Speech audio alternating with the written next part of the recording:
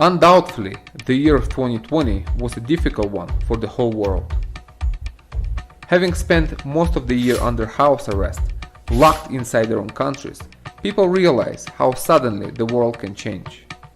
Of course, the change is not what we all want, but change has taken place.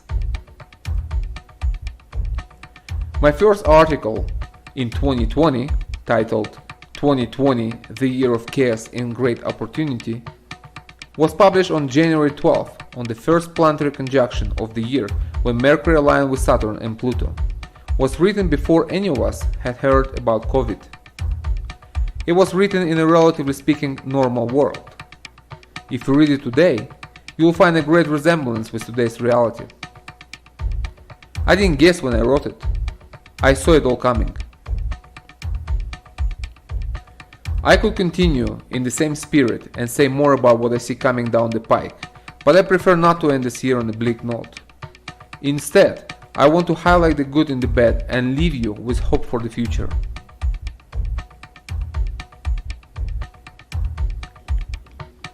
My first book, Path: Seeking Truth in a World of Lies, was published in 2013.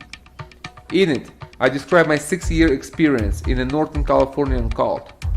Resisting heavy brainwashing was my daily life during those years. Fortunately, I was able to live without losing my mind, or even my life, as some people actually did. I never thought I would be talking about those events in public or writing about them in my books. I didn't think it was important enough to cross the boundaries of personal life and take it out in the open. Today, as I see the whole world becoming a cult, I feel like my previous experience might be useful to other people. Without recounting all the details in that book, I wish to share a few lessons from that period that might help people cope with today's reality. I will draw a few parallels to make the picture clearer. One of the main notions we have had in the cult was that if student leaves, which means ending the membership, their spiritual evolution ends. This was because they were no longer connected to the source of higher power, whose alleged medium was the teacher himself. Thus, fearing the worldly darkness, students circle around him like flies around candlelight. The guru loved attention and all that came with it. Fortunately for me, before joining the cult, I had already had years of experience with psychedelics and knew the source of light was within me. I need to find a way to reach down deep enough in order to hold on to it in daily life. In the cult, I was told that psychedelics were not essential in order to reach the higher state of consciousness, described theoretically by George Ivanovich Gurdjieff, founder of the Fourth Way system, which was the basis for the cult's dogma. In truth, I maintained my sanity during the years of brainwashing via the use of psychedelics such as MDMA and sometimes LSD.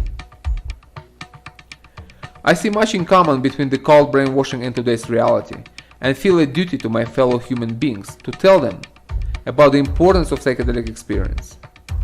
Psychedelics have the power to disconnect a person from the fear matrix to which many are connected via the mainstream media. The corporatized media is a sewage pipe designed to deliver crap to your mind.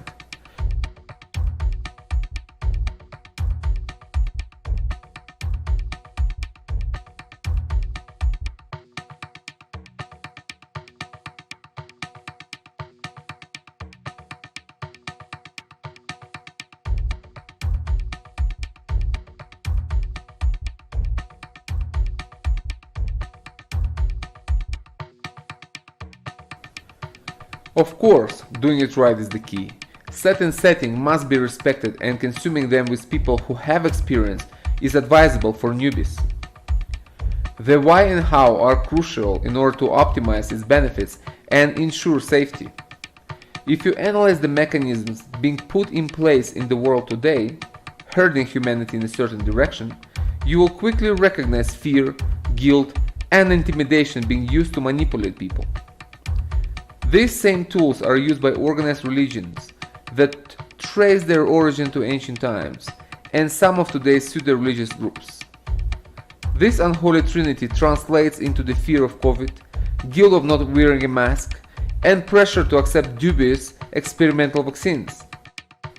We're threatened that life will never return to normal unless and until we take the vaccines, a direct violation of Nuremberg Code on medical experimentation and the Geneva Convention.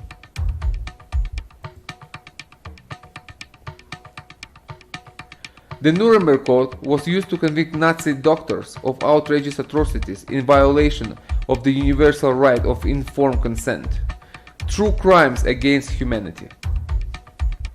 The right of informed consent allows each person to make his or her decision to accept or reject any medical treatment such as, but not limited to, vaccination.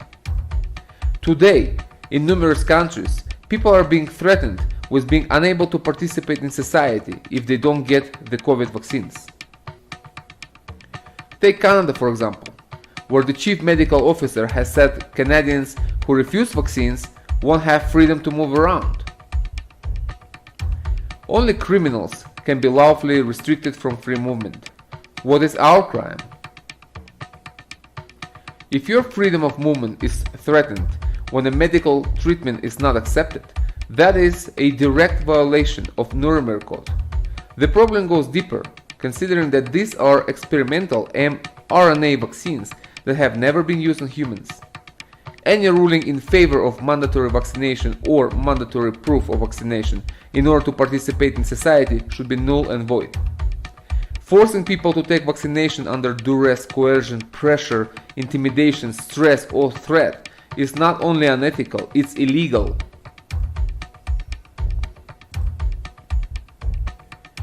A person's judgment is always compromised under stress.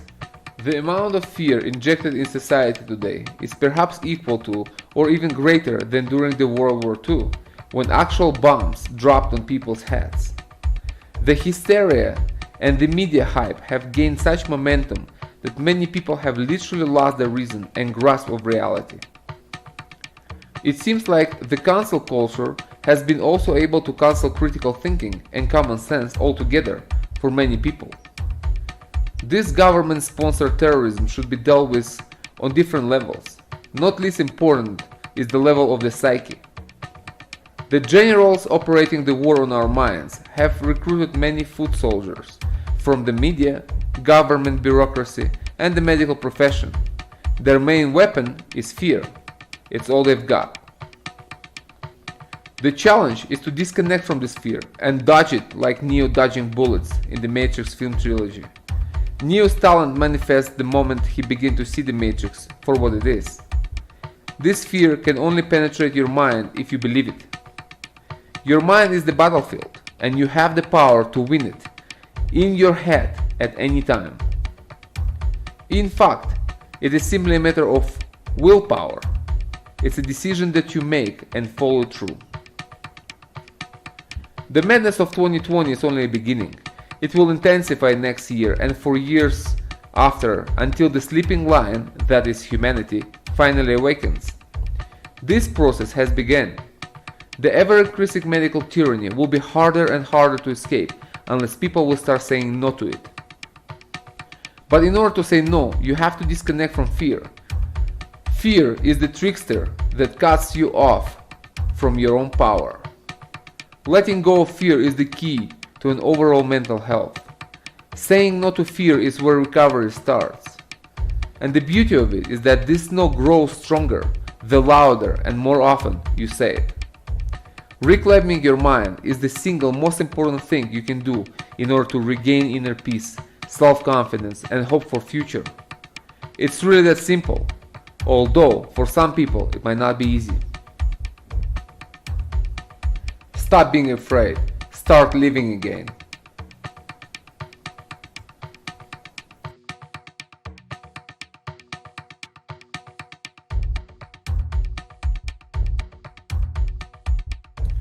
I think the 21st year of 21st century will mirror the previous year. Restrictions on personal freedom that erode all liberties will intensify. Weaponized lockdowns designed to destroy economies and impoverish the people, and a more aggressive and intrusive police state should be expected. The growing tyranny will become visible even to those who have chosen to keep their heads in the sand while calling others conspiracy theorists. People who have actually taken the time to research and understand the global political landscape.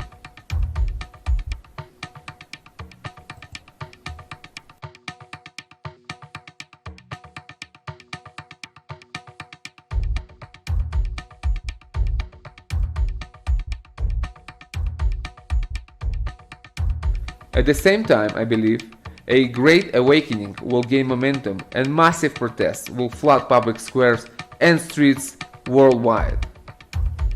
More and more, the word "no" will be heard everywhere. The ruled will rise up against the rulers. A grassroots movement towards freedom and liberty will be unstoppable. Populism is the answer since it unites all people regardless of race, religion, political views, and social status. When your livelihood is threatened and your family is at risk of starvation, nothing will stop you from fighting. Externally, there will be no escape from the engineered chaos. 2020 was just a taste, an appetizer from the New World Order's menu. Its main course is the Great Reset, which is in fact a Great Depression, an engineered collapse of the world economies in order to bring about the New World Order, the Medusa with many ugly faces which will control our lives, a future in which you will own nothing, not even your body.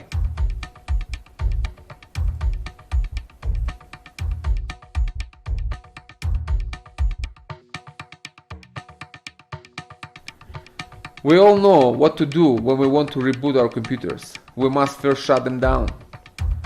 This is what the Great Reset is about. It must shut down economies and our ways of life in order to restart it in different order. This, of course, is the bad news. I am not a pessimist, nor an optimist. Rather, I am a realist, and I prefer to see the world as it is, not through rose-tinted glasses. And there is good news as well.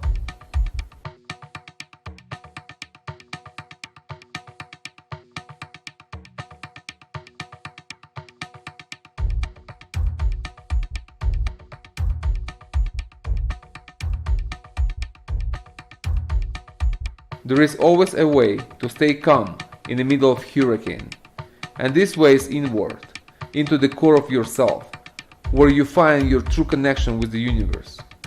This is the source of your inner peace. Psychedelics, when are used responsibly, can lead you in this direction and help you maintain your sanity in an insane world. Resistance to tyranny makes you stronger, and making a stand in life is what matters at the end of the day. It's the nourishment for your soul. There are few books that one must read in one's life. One of them, in my opinion, is George Orwell's dystopian novel 1984. Published on June 8, 1949, it describes our society today. An insight into the future is certainly possible.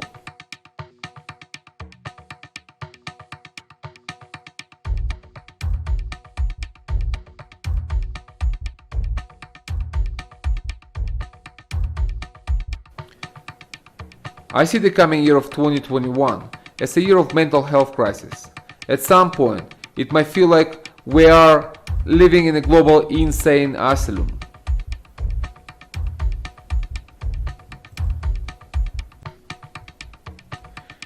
Like radioactive fallout, the economic and psychological consequences of 2020's dictatorial lockdowns will start falling back on society, causing extreme poverty, starvation, and despair.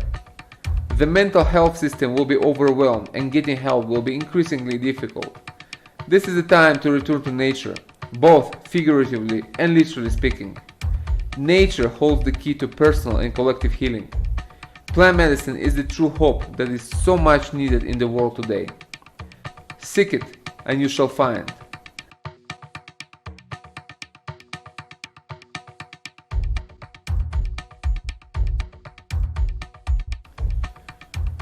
It might sound a bit ironic to wish you a happy new year after all that has been said.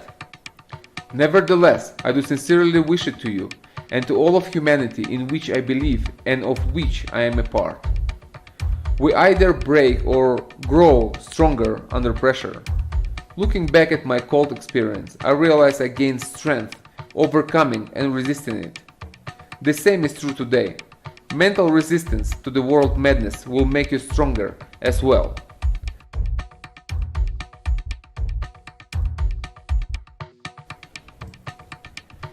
Remember who you are, a spark of divine light which was given a great opportunity to reflect the whole, where all that is and no amount of darkness can blow this inner light out unless we allow it to happen. It's all in our hands.